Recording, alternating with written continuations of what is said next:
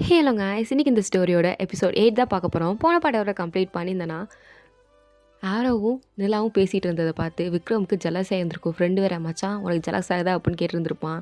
அதெல்லாம் இல்லையே அப்படின்னு சொல்லியிருந்திருப்பாரு. பட் விக்ரமுக்கு ரியலைஸ் ஆகுது நம்ம ஜலஸ் தான் இருக்கோம் அப்படின்னு. ஐயோ நான் ஏன் இப்படி இருக்கேன் அப்படிங்கிறது விக்ரமுக்கு அதுக்கு சுத்தமாக பிடிக்கல. அதோட அந்த பாட்டை கம்ப்ளீட் பண்ணியிருந்தேன். So let's continue the part 8. டே என்னடா அவகிட்ட பேசிகிட்டு இருக்கான், இவ்வளோ நேரமாவா பேசுவான், அப்படி என்ன பேசுவாங்க ரெண்டு பேரும் சிரிச்சிச்சு, அதுவும் ஹாஸ்பிட்டலில். எனக்கு எப்படி மச்சான் தெரியும், அது உன் பொண்டாட்டி, உனக்கு தான் மச்சான் தெரியும் அப்படின்னு ஃப்ரெண்டும் சொல்ல. அதுக்கு விக்ரமா ஃப்ரெண்டை பார்த்து ஒரு முறை முடிச்சுட்டு, நீ கொஞ்சம் மூட்டு இருக்கியா அப்படின்னு நேராக நிலாக்கிட்ட போய், இங்கே என்ன பண்ணுற, இவன் என்ன பண்ணுறான், உன்னை பார்க்க வந்தானா இல்லை எங்கள் அப்பா பார்க்க வந்தானா? ஷூ விக்ரம், ஷூ என்ன, ஏய் என்னடா. ஹலோ விக்ரம், நான் நிலாவை கிட்னாப் பண்ணிட்டு போயிட்டாங்க அப்படின்னு காலேஜில் இருக்க எல்லாருக்கும் தெரியும். ஸோ நான் நிலா சேஃபாக இருக்கலான்னு பார்க்க வந்தேன். சேம் டைம் உங்கள் அப்பாவையும் பார்க்க தான் வந்தேன் அப்படின்னு ஆரோ அப்படியே ஜென்டலாக கைண்டாக பொலைட்டாக ஆன்சர் பண்ணுறானா. நிலா அதை பார்த்து சிரிச்சிட்டே, சாரி ஆரவ், விக்ரம் கொஞ்சம் அப்படிதான் அப்படின்னு இவனுக்காண்டி போய் சாரி சொல்லிக்கிட்டு இருக்கு. அதை பார்த்து விக்ரமா, நீ எதுக்கு எனக்காண்டி சாரி சொல்கிற, நான் என்ன தப்பு பண்ணேன்? ஐயோ விக்ரம் கொஞ்சம் அமைதியாக இருக்கியா? சரி ஓகே நிலா, நான் கிளம்புறேன் அப்படின்னு ஆரவ் அங்கேருந்து கிளம்பி போயிட்டானா. விக்ரம் உடனே அவன் கொடுத்த பொக்கையை வாங்கி குப்பைத்தொட்டில் தூக்கி போட்டுட்டான். இதை பார்த்து நல்லா கடுப்பாயிட்டு, விக்ரம் என்ன பிஹேவியர் இது, இப்படியா பிஹேவ் பண்ணுவா, ஒருத்தவங்க கொடுத்த கிஃப்ட்டை இப்படியா குப்பைத்தொட்டில் தூக்கி போடுவேன், அறிவு இருக்கா அவனுக்கு கொஞ்சமாவது? அவன் எதுக்கு உனக்கு பொக்கையை கொடுக்குறான், எனக்கு பிடிக்கல அதான் தூக்கி போட்டேன். உனக்கே பிடிக்கணும் பிடிக்கக்கூடாது, அவன் எனக்கு தானே கொடுத்தான், எனக்கு பிடிச்சிருக்கு அப்படின்னு அவன் குப்பைத்தொட்டில் தூக்கி போட்டதை இவ எடுத்து வச்சுக்கிட்டு, இங்கே பார், இது ஆரவ் எனக்காண்டி கொடுத்தது, நான் வச்சுருக்கேன், உனக்கு என்ன ப்ராப்ளம், ஏன் இப்படி பிஹேவ் பண்ணுற, சீப்பாக இருக்குன்னு இப்படி பிஹேவ் பண்ணுறது, அதுவும் ஹாஸ்பிட்டலில் இருக்க, உங்கள் அம்மா அங்கே பாரு எவ்வளோ கஷ்டத்தில் இருக்காங்க, அவங்கள போய் சமாளிப்பியா, அது இல்லாமல் வேஸ்ட்டாக இங்கே நின்று கத்திட்ட அப்படின்னு கத்தி விட்டு போயிட்டா. ஃப்ரெண்டு பார்க்குறான், மச்சான் ஏதோ ஜெலஸ் இல்லைன்னு ஏதோ சொன்னேன், ஆனால் நீ பண்ணதை பார்த்தா பச்சையாக தெரிஞ்சு நீ அவன் மேலே ஜெலஸில் அப்படி பண்ணுறேன்னு, நல்ல வேலை எல்லாம் கண்டுபிடிக்கல, அது வரைக்கும் சந்தோஷம் தானே, இல்லைனா சிங்கமாக இருக்கும் அப்படின்றான். உன்னை விக்ரமும், அவ்வளோ பச்சையாவோட தெரிஞ்சு, பச்சையாக தெரிஞ்சு எனக்கு தெரிஞ்சு, ஆனால் நிலாவுக்கு தெரியல, நல்ல வேலை அப்படின்றாங்க. சரி நீ கொஞ்சம் கம்முன்று அப்படின்னு சொல்கிறான். அப்போ டாக்டர் வெளில வந்து, உங்கள் அப்பா கம்ப்ளீட்லி ஆல்ரைட் ஆகிட்டாரு அண்ட் அவர் வந்து கண்ணு முழிச்சிட்டாரு அப்படின்னு சொன்னதும் விக்ரமோட அம்மாவுக்கு அவ்வளோ ஹாப்பியாக இருக்குது. மிராவும் அது நிலாவும் ரொம்ப ஹாப்பியாகிறா. ஸோ ஃபேமிலி இருக்க எல்லா மெம்பர்ஸ்க்கு ரொம்ப ஹாப்பியாக இருக்குது. ஸோ எல்லாருமே விக்ரமோட அப்பாவை பார்க்க போகிறாங்க. பட் அவர் கொஞ்சம் வீக்காக தான் இருக்கார், வீக்காக தான் பேசுகிறாரு. ஸோ எல்லாரையுமே நிலா தான் கேர் பண்ணி பார்த்துக்கிறா. ஸோ இதை விக்ரமோட அப்பா நல்லா நோட் பண்ணுறாரு. ஸோ எல்லோரும் போனதுக்கப்புறம் அவர் நிலாவை கூப்பிட்றாரு. நிலா வந்து, சொல்லுங்கள் அங்கிள், நீங்கள் ஓகே தானே? நான் ஓகே தாம்மா, நீ ஓகேவா? ம். விக்ரம் எப்படி இருக்கான்? உங்களுக்கு ஆக்சிடென்ட்னு தெரிஞ்சதும் ரொம்ப ப்ரோக்கன் ஆனார், ரொம்ப ஃபீல் பண்ணார். பட் நீங்கள் இப்போ நல்லா ஆயிட்டீங்கள்ல, ஸோ விக்ரமும் நல்லா இருக்கார்.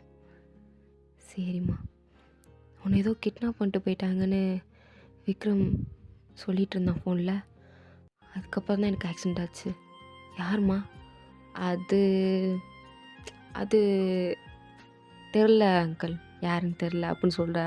பட் அவருக்கு தெரியும் அது நம்மளோட தங்கச்சி பொண்ணு தான் அப்படிங்கிறது தெரியும். பட் அதை நிலா வந்து தெரியல அப்படின்னு எந்த ஒரு கெட்டதும் இல்லாமல் சொல்கிறது, வேற ஒருத்தங்களா அவங்க தங்கச்சி பொண்ணு தான் அப்படின்னு ரொம்ப வன்மத்தோடு கைக்கி இருந்திருப்பாங்க. பட் நிலா அது எதுவுமே இல்லாமல் தெரியல அங்கிள் அப்படின்ற ஒருத்த வார்த்தையில் முடிச்சிட்டா.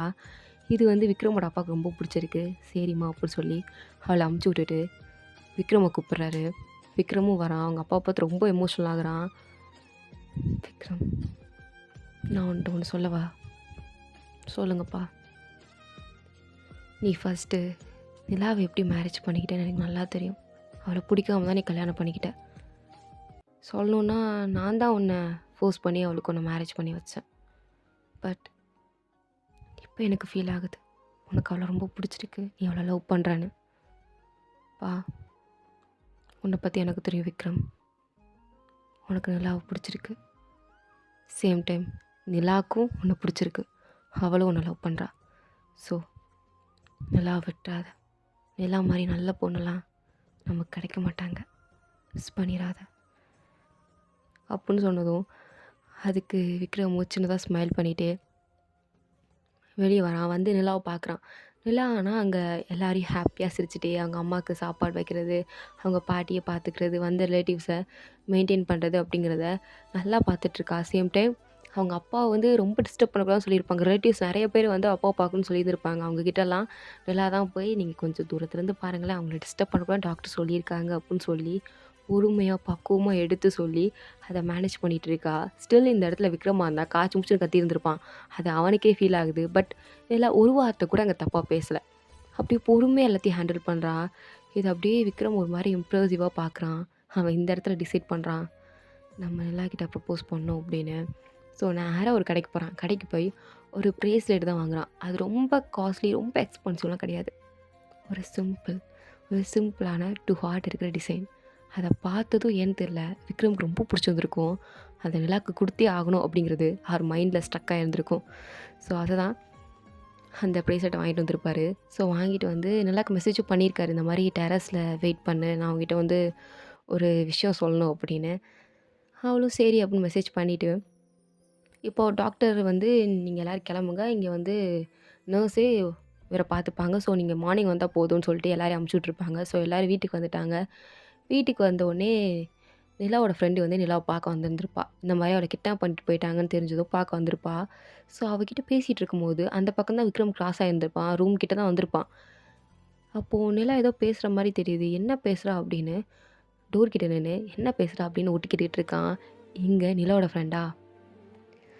சொல்லு. உன்ன கஷ்டப்பட்டு ஆக்ஷன்லாம் காமிச்சு விக்ரம் தான் உன்ன காப்பாத்திருக்கான். அதுவும் உன்னோட ஹஸ்பண்ட். அப்போ நீ விக்ரம லவ் பண்ற தானே? எனக்கு தெரியல. என்னடி சொல்ற? ஆமா. எனக்கு உண்மையாவே நான் உன்ன லவ் பண்றாளா இல்லையா அப்படிங்கிறது எனக்கு தெரியல. தெளிவா சொல்லு. குழப்பாத அப்படின்றா. இங்க பாருடி. நான் விக்ரம லவ் பண்றேனா இல்லையாங்கிறது எனக்கு தெரியல.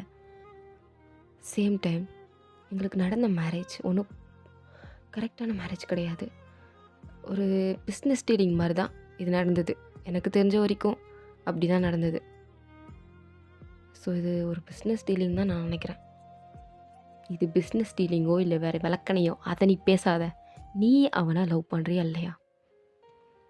அதுக்கு நிலா எந்த ஒரு பதிலும் சொல்லாமல் மண்டையை மட்டும் ஆட்டுறாளா? மண்டையை ஆட்டிட்டு பட் எனக்கு அப்படின்னு சொல்ல வரதுக்குள்ளே விக்ரம் அங்கேருந்து போயிட்டான். பட் கேட்டது எல்லாத்தையும் மிஸ் அண்டர்ஸ்டாண்ட் பண்ணிக்கிட்டான். பட் அதுக்கப்புறம் தான் நல்லா சொல்லியிருந்திருப்பா. எனக்கு அவனை சில விஷயங்கள்ல ரொம்ப பிடிக்கும். என்னை காப்பாற்றும் போது என்கிட்ட சில விஷயம் பேசும்போதெல்லாம் அவன் ரொம்ப க்யூட்டாக இருப்பான். எனக்கு அவனை ரொம்ப பிடிக்கும். ஆனால் லவ் பண்ணுறேனா இல்லையான்னு கேட்டால் எனக்கு தெரியல. மேபி இன்னும் 1 மந்த் 2 மந்தில் அந்த லவ் வரலான்னு நினைக்கிறேன் அப்படின்னு சொன்னது ஃப்ரெண்டு சிரிக்கிறா. பட் இதெல்லாம் கேட்காத விக்ரமா மண்டையாட்டினதை பார்த்துட்டு, அப்போ அவளுக்கு என்ன பிடிக்கலையா? அப்போ ஏன் அவளுக்கு என்ன பிடிக்கல? ஏன் என்ன பிடிக்கல அப்படின்னு அப்படியே வெளியே வந்து கத்திட்டு இருக்கான். இதில் வேற வெளியே வேற பயங்கரமாக மழை பெய்யுது. விக்ரம் அங்கேயே அந்த பிரேஸ்லெட் அப்படியே பார்க்குறான். நான் இன்னைக்கு உனக்கு ப்ரொப்போஸ் பண்ணணும்னு நினச்சேன். ஆனால் என்ன உனக்கு பிடிக்கலையா நிலா? ஏன் நிலா பிடிக்கல? நான் என்ன பண்ணேன் உன்னை? நல்லா தானே பார்த்துட்டேன். யாரையும் உன்கிட்ட நான் நெருங்கவே விடலையே. அப்புறம் ஏன் என்ன உனக்கு பிடிக்கல? அப்புறம் ஏன் என்னை பார்த்து சிரிக்கிற? அப்போ ஏன் வீட்டாளுங்க நல்லா பார்த்துக்கிற அப்படின்னு அவன் பாட்டுக்கு சொல்லி கத்தி அழுதுட்ருக்கான். அவனால் ஏற்றுக்கவே முடியல நிலாக்கு தன்னை பிடிக்கல அப்படிங்கிறத. ஸோ ரொம்ப ஃபீல் பண்ணிகிட்ருக்கான். பட் இந்த பக்கம் நிலாவா டெரஸ்க்கு வர சொன்னானே எதுக்கு அப்படின்னு போய் டெரஸில் தான் ரொம்ப நேரம் வெயிட் பண்ணிகிட்ருக்கா. வெயிட் பண்ணுறா. விக்ரம் வரவே இல்லை. அப்போ ஒரு மெசேஜ் தான் வருது. சாரி என்னால் இன்றைக்கி வர முடியாது, நம்ம இன்னொரு நாள் மீட் பண்ணலாம் அப்படின்னு. இதை கேட்டது கடுப்பாகி இவனுக்கு இதே வேலையை தான் போச்சு, என்னை கடுப்பேற்றுறதே. எப்போ வருவானோ? பட் ஏதோ சொல்கிறேன்னு சொன்னான், என்னவா இருக்கும் அப்படின்னு யோசிச்சுட்டு நிலாவும் கீழே ரூமுக்கு போய் படுத்துட்டா. பட் அப்போ தான் அவளோட கழுத்தில் ஏதோ குத்துற மாதிரி இருக்குது. என்ன அப்படின்னு பார்த்தா விக்ரமோட ஒரு எம்டி செயின் தான் அவளோட கழுத்தில் இருக்குது. இது எப்போ என் கழுத்துக்கு வந்துச்சு அப்படின்னு யோசிச்சு பார்க்குறான். அவள் விக்ரமை ஃபாஸ்ட்டாக போய் ஹக் பண்ணும்போது இவளோட செயினும் அவனோட செயினும் அப்படியே ஒன்றா லாக் ஆகியிருந்திருக்கும். ஸோ அதனால் விக்ரம் அந்த செயினை கழுத்தில் போட்டிருந்துருப்பான். அது இப்போ லைட்டாக ஞாபகம் வருது. அதை பார்த்துட்டே இதை நான் எப்படி மறந்தேன் இந்த மூமெண்ட்டை? பட் இந்த செயினை அவன்கிட்டே கொடுக்கவா இல்லை கழுத்தில் இருக்கட்டுமா? இது எப்படி ஃபஸ்ட்டு லாக் ஆச்சு அப்படின்னு அந்த லாக்கை எடுத்து பார்க்குறா. வந்துடுச்சு. அப்போ அவன்கிட்ட குடுக்கவா இல்ல என் கழுத்திலே இருக்கட்டுமா அப்படின்னு யோசிச்சுட்டு, அத கழுத்திலே தான் போட்டுட்டு, சரி என்கிட்டயே இருக்கட்டும் அப்படின்னு அவளும் படுத்துட்டா. பட் இன்னும் விக்ரம் வரல. லேட்டா வருவானா என்ன? மெசேஜ் பண்ணி பார்க்கலாமா அப்படின்னு மெசேஜ் பண்றா. "நீ லேட்டா வருவியா என்ன?" அப்படின்னு மெசேஜ் பண்றா. பட் அந்த சைட்லேருந்து ஒரு ரிப்ளேயும் காணோம். விக்ரம் என்ன பண்றான்னா, அவன் மலையில நின்னுட்டு, "ஒரு வேள நான் நல்ல பையன் இல்லையா நிலா? அதனால தான் நீ என்ன லவ் பண்ணலையா? இல்ல நான் உனக்கு லேட்டா? உனக்கு அப்போ அந்த ஆரவ தான் பிடிச்சிருக்கா? என்ன பிடிக்கலையா? அவன்கிட்ட மட்டும் சிரிச்சு பேசுற. என்கிட்ட ஒரு வார்த்தை பேசினாலும் கோவமா தான் நிலா நீ பேசுற" அப்படின்னு அந்த ப்ளே செட்டை பாக்கெட்டுக்குள்ளே வச்சுட்டு, அந்த மலையிலே நின்னு தனியா அழுதுட்டுருக்கான். அவனுக்கு ரொம்ப கஷ்டமா இருக்கு. நிலா வந்து தன்னை லவ் பண்ணல அப்புட்ன்னு சொன்னது. பட் அவ அப்படி சொல்லல. சும்மா மண்டையாட்டி இருந்திருப்பா. பட் அவன் அத வந்து மிஸ் அண்டர்ஸ்டாண்ட் பண்ணிக்கிட்டு, இவ்ளோ தூரம் மலையில நின்னு ஃபீல் பண்ணிட்டு இருந்திருக்கான். இப்ப தான் அவனுக்கு புரியுது. எந்த அளவுக்கு நம்ம நிலாவ வந்து லவ் பண்ணியிருக்கோம் அப்படிங்கிறது. ஸோ அவ இல்லாம இருக்க முடியாது அப்படிங்கிறது விக்ரமுக்கு நல்லா தெரியுது. பட் அவளுக்கு நம்மள பிடிக்கணுமே, அவளுக்கு நம்மள பிடிக்கலையே அப்படிங்கிற வேதனையும் விக்ரமுக்கு நெறையா இருக்கு. ஸோ இதோட இந்த பாட்டு வந்து கம்ப்ளீட் ஆகுது. தேங்க்ஸ் ஃபார் வாட்சிங் மை வீடியோ கைஸ்.